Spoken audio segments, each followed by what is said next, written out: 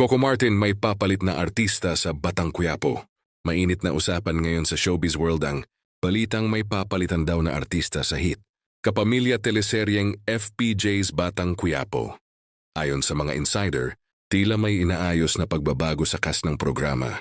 Bagay na agad ikina-excite at ikinabahala ng mga loyal na manonood.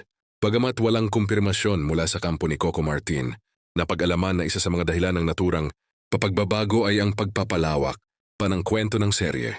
Katulad ng mga nagdaang season, inaasahang mas lalong titindi ng mga eksena at mas maraming bagong karakter ang ipakikilala.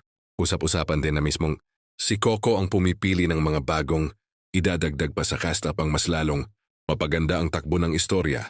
Sa ngayon, wala pang malinaw kung sino ang mapapalitan o kung sino ang papalit.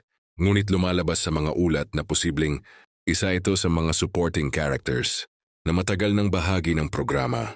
May mga haka-hakang baka pansamantalang mawala ang isang cast member dahil sa schedule, conflict o bagong project sa ibang network, dahilan para pansamantalang palitan ito.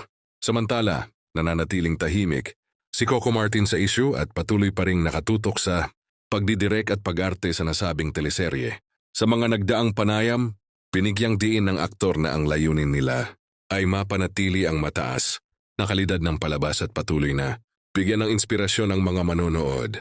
Matatandaang nitong mga nakaraang linggo ay sunod-sunod ang pagpasok ng mga bagong mukha sa Batang Quiapo.